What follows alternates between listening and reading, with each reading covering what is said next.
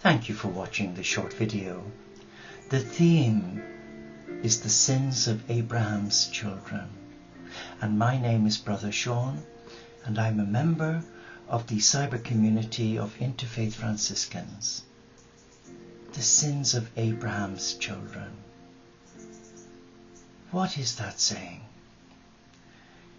Well, we know that Jerusalem is the birthplace of the Abrahamic faith. And the Abrahamic faith consists of three of the major world religions: Judaism, Islam, and Christianity. And we know from historical records that it's not been an easy ride for all three of the world religions. There's been all sorts of religious battles for the capture of Jerusalem, especially the temple. But let me share this with you.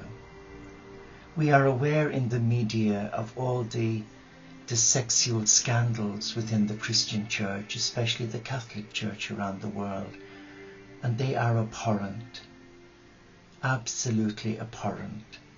But what is so challenging for me as a Catholic Christian who embraces lay monasticism from my own home is the lack of transparency prior to the election of our new Pope, Pope Francis. And he has my undivided support. But it's not just the Christian church. I'm aware from supporting clients over the years that there's abuse within the Muslim family and our family of brother and sister Jews. And it's not just a recent event. It's been happening since time immemorial.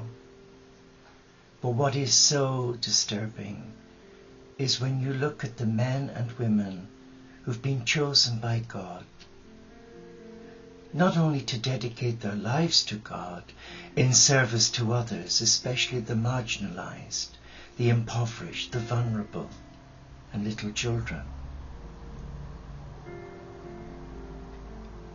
that these little ones, the innocents, are bullied,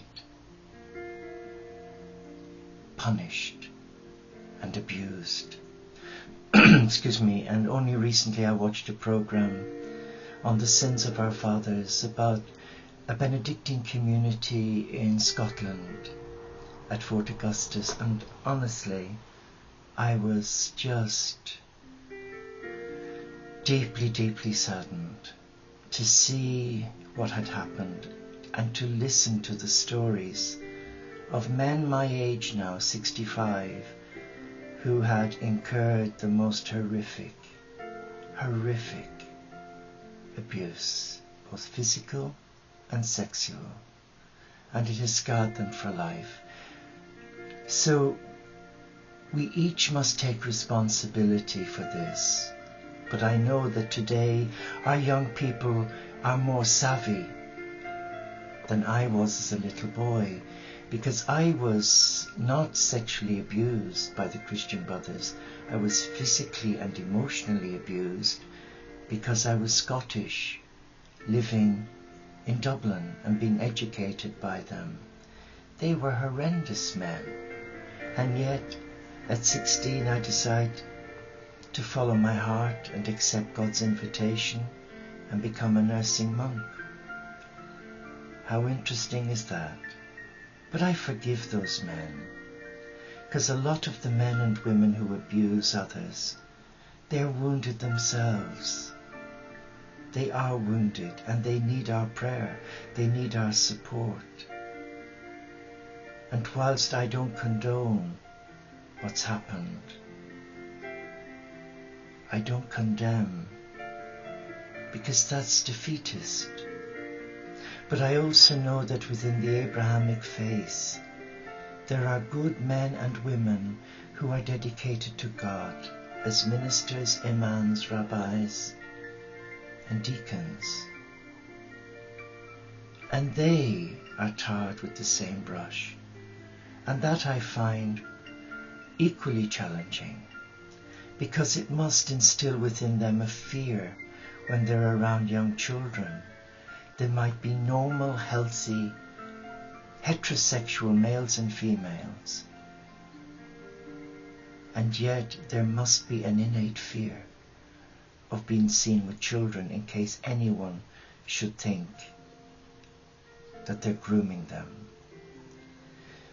But I do feel that we need to get everything into perspective now, because I feel that the Spirit of God has raised our awareness to what has happened. And what has happened can never be undone, but we can send love, we can send light and healing to all those who were the perpetrators of such heinous crimes. But we can also send love and blessing to the victims, many of whom are living their tragedy as I speak. And I know that some, well, not some, quite a few, have taken their own life. But we have to draw a line, don't we, in the sand. And we have to begin to move on. And I know that's not easy for some people who've been scarred by this. And I'm not dismissing it into thin air, because I take responsibility as a member of the Catholic Church. And what I can do may appear insignificant, but I can hold you if you've been affected by this, or if you have been a perpetrator of this, before a loving God. So let us empower those who have been devastated by this. And when I look at my own family in Ireland, and I listen to the tales of how so many are bypassing the church because of what happened, the lies, the duplicity, the lack of transparency, the deviousness of the church. But not all are like that. You'll always find a few who will get through the net. And today, I know that the vetting procedures are in place. And if an individual is found to be grooming a child for sexual pleasure, whatever, then they're brought to task, removed immediately. They're not passed on to another diocese or another country without alerting the authorities, which didn't happen. But let us remember those who've abused, because they have to live with their guilt. They have to live each waking moment with what they've done to the children of God. So the sins of our Abrahamic family is not a pie in the sky, it's a reality. And it's not just the Christian church who have abused. It's within the Muslim and Judaic communities as well. And we mustn't become complacent either,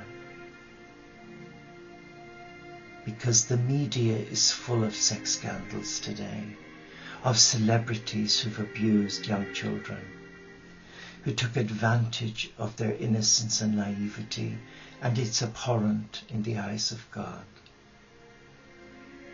But let us not prejudge a priest, a rabbi, or an imam who happens to be friendly with a young child. Their actions may be totally innocent. Let us give them the benefit of the doubt. But if we do see or hear anything untoward, excuse me, then we have a duty of care.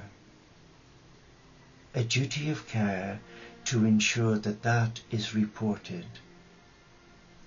to the legal authorities. And I would report it to the authorities first, rather than the church authorities. And that sounds strange, doesn't it? Yes, because I know that in my own church, the Catholic Church, many ordinary parishioners couldn't conceive that a priest or a nun or a monk could do such a heinous thing to a child. so they obliterated it from their mind and pretended it didn't happen. Well, today we are aware that we are paying the price for our ignorance, for our naivety. So let us not go through the remainder of our life pretending that all is well when something may not be well. Let us be on our guard. Let us be alert. And I would say to all the religious authorities of the Abrahamic faith, Jew, Muslim and Christian, become more transparent. Meet with the victim, although I hate the word victim, but meet with the abused. And instead of throwing money at them because of litigation, show them the compassionate heart of Abraham's God. Show them the love and the respect that they are entitled to. So let us just pray a simple prayer.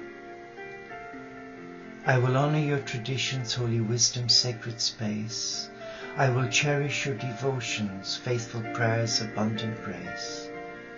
When your paths are steep and lonely, in the shadows of the night, know that I will stand with you to greet the ever-coming light.